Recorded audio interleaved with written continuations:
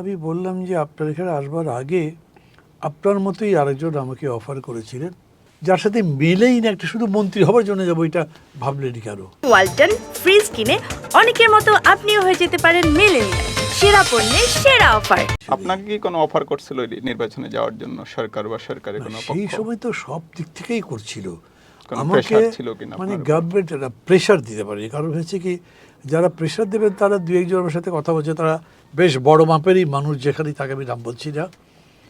প্রথমেই বলেছে, স্যার আমরা আপনার সাথে কথা বলবার সময় বা তার আগে আপনার প্রোফাইলটা পড়েছি, আপনি কি কি পরিস্থিতিতে এতদূর আসছেন বুঝতে পারছি, তারপরে যেটা বলতে চেয়েছিলাম সেটা বলবো কিনা বুঝতে পারছি না, জাস্ট বিগিনিংটা এরকম।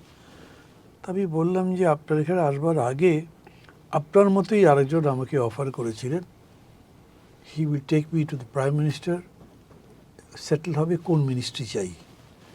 আমি কিন্তু বলি যে গভর্নমেন্ট আছে কতদিন, আমি তো তাই বুঝতে পারছি না কী কারণে মন্ত্রী হতে যাব। আর এতগুলো বছর এরকম, মানে আমি কিন্তু যখন ডাকসুর ভিপি কেবল হয়েছে সে সময় জিয়া রহমান সাহেবও আমাকে খুব চেয়েছিলেন দলে। আমি বলেছি না, আপনার সাথে আমি মিলবে না, আমি করবো না। এখন যার সাথে মিলেই না, একটা শুধু মন্ত্রী হবার জন্য যাবো, এটা ভাবলেনই কেন? হ্যাঁ স্যার, বুঝেছি। ফলে ওই চাপ দেওয়ার জায়গায় তারা কেউ যায় নাই। আমাকে আওয়ামী লীগের নেতা, আমি নাম বলবো না, ফোন করেছেন, ভাই একটু কথা বলতে চাই, বলবেন? হ্যাঁ, বলবো না কেন? বলবেন তো? হ্যাঁ, বলবো না কেন, বলেন। কয় না, ঠিক আছে, পরে ফোন করব। পরে আবার ফোন করেছেন, ভাই কিছু তো বললেন। আমি বললাম তো, আমি বলবো, বলেন।